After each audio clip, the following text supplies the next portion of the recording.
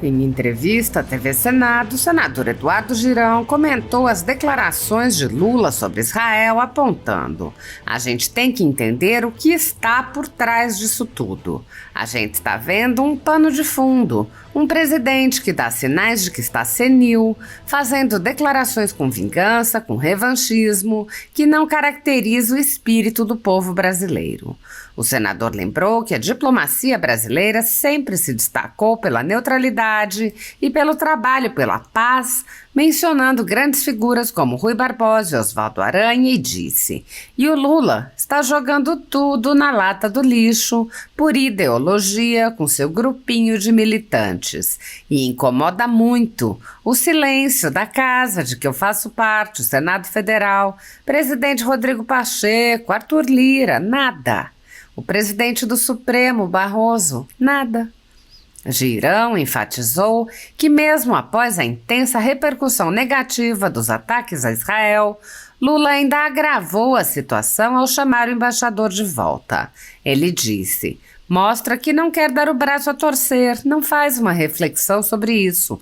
Então, o que está por trás disso? São potências do mundo que têm interesse nessa divisão? O mundo está precisando disso? O senador afirmou: é um absurdo, é um crime de responsabilidade. Ele comemorou a mobilização de deputados federais pelo impeachment de Lula, que se inicia na Câmara, e manifestou seu apoio. Girão disse: acho que já deu. Absolutamente. É uma irresponsabilidade com o país. O povo brasileiro é um povo pacífico, não é um povo de guerra. Não é um povo que é movido pelo ódio. Girão relatou que se sente incomodado com a submissão das lideranças do Congresso ao governo federal e disse que questionará o presidente do Senado, Rodrigo Pacheco. Vou cobrar ao presidente um posicionamento sobre essa fala desastrosa do senhor Lula da Silva. Sob a presidência de Rodrigo Pacheco, o Senado sofre uma intensa paralisia. Na legislatura anterior, o próprio plenário se reuniu poucas vezes e as comissões praticamente não funcionaram, impulsionadas pela paralisia da Comissão de Constituição e Justiça, que, sob o comando de Davi Alcolumbre, também mal se reuniu. Por ocasião da eleição da presidência para a nova legislatura, os cidadãos se manifestaram e uma petição contra a recondução de Pacheco teve mais de 500 mil de assinaturas.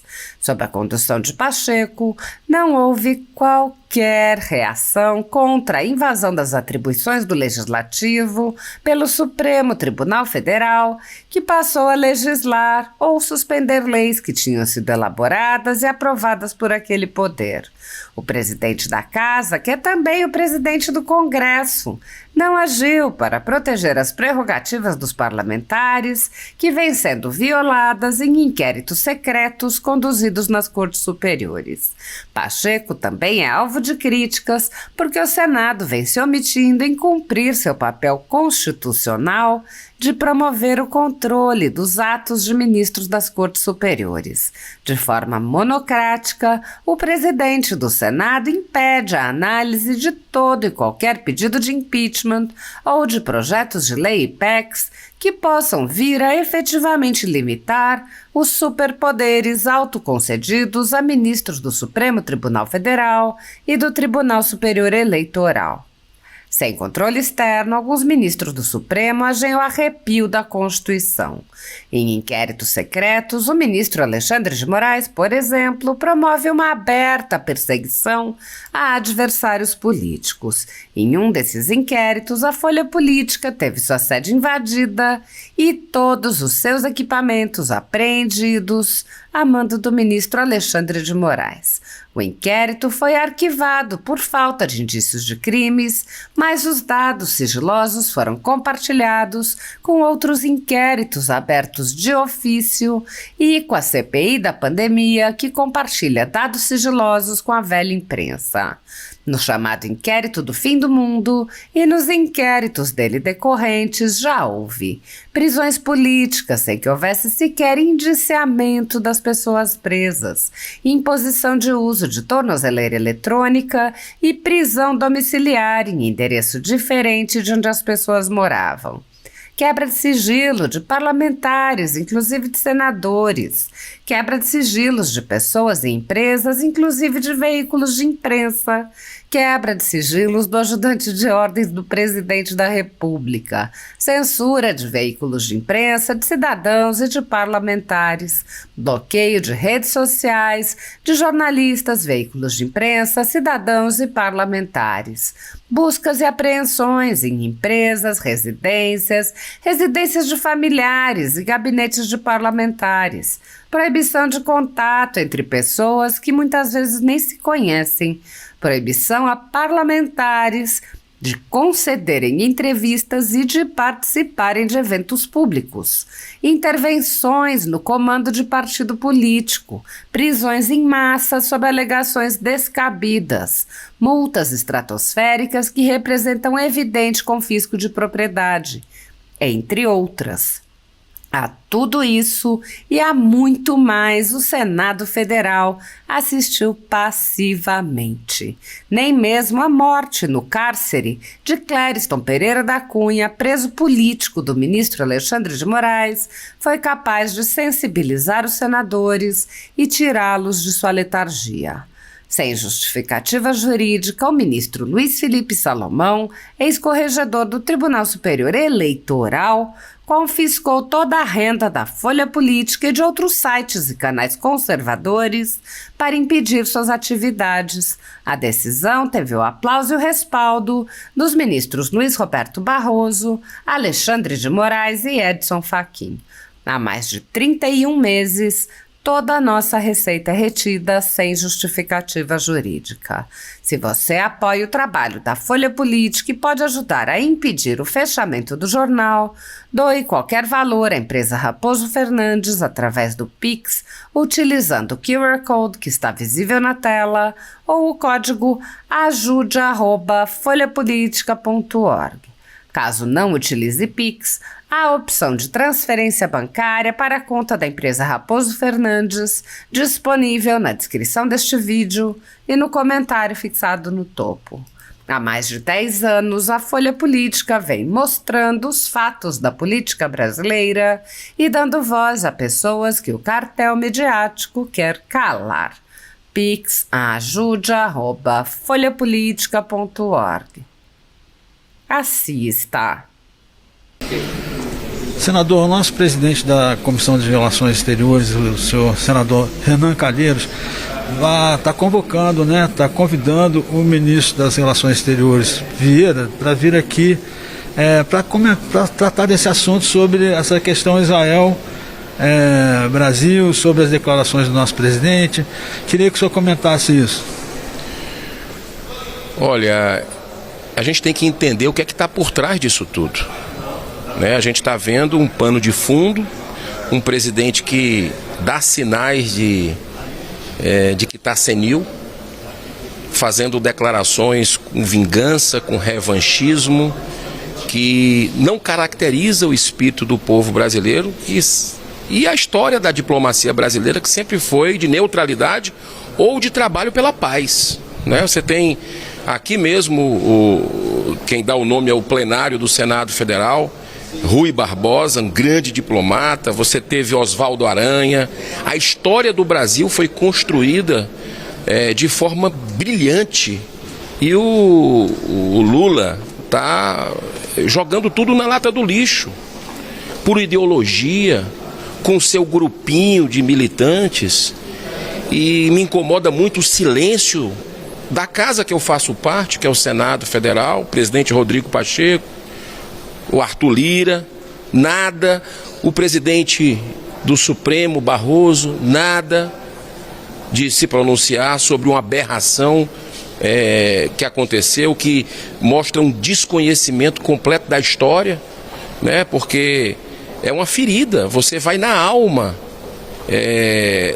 não apenas do povo judeu, mas da humanidade, do que aconteceu no Holocausto.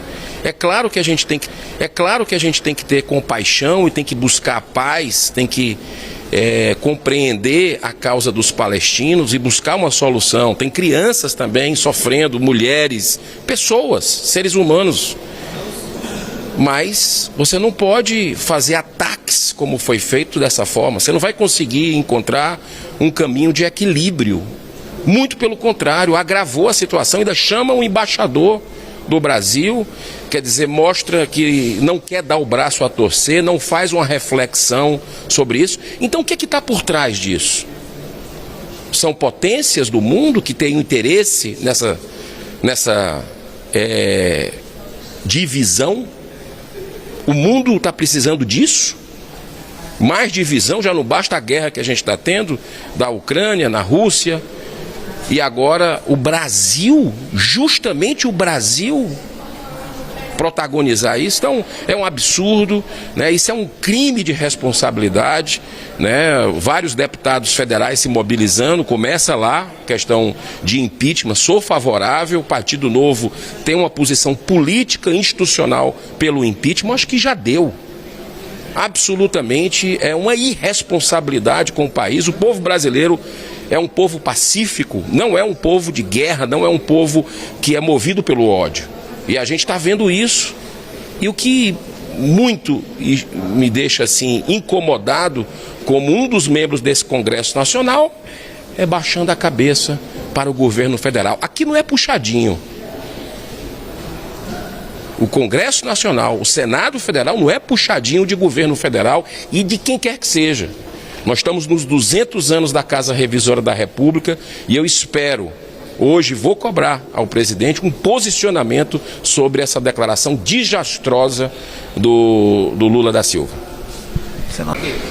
Senador, queria que o senhor falasse sobre a saída temporária dos presos. Vocês vão discutir hoje aqui em plenário. Qual é a expectativa do senhor? A expectativa é de aprovação. Nós já aprovamos na Comissão de Segurança Pública. Foi acatada uma emenda permitindo que haja a saidinha para estudos, né, para fazer o curso, faculdade, mas é o que nós aprovamos. É evidente que o governo vai tentar ainda colocar mais algumas exceções, né, no sentido de poder sair para alguma coisa mais, mas a gente vai conseguir aprovar o projeto hoje, né? Aprovamos o requerimento já de urgência, agora a gente aprova. Outro assunto que os senhores vão tratar é a PEC dos militares, né, que restringe a participação dos militares na política, impedindo que eles recebam o soldo deles depois de terem sido candidatos, tudo isso. Na prática é um impedimento, né? Restringir realmente a participação dos militares. Nós vamos votar contra esse projeto, porque não tem sentido, não é? Na medida que você exige que ele se afaste, né, vá para reserva não remunerada, você está impedindo deles participarem do processo. Então está passando o prazo, são 5 dias ainda, 5 sessões, né, deve ser contado mais uma sessão hoje, mas vamos trabalhar contrário à aprovação desse projeto. A tendência é que os militares, que a candidatura deles fique como está hoje mesmo. Sim, tem um prazo de compatibilizar e participar como qualquer cidadão, né? Você não pode só os militares não poderem participar, né? É evidente que ele sendo eleito, ele se afasta, né, e assume o cargo. Agora, da forma como está, todos que querem participar já teriam que se afastar para a reserva não remunerada, o que praticamente é impedir que ele participe. Muito obrigado, senador. Nada, um abraço.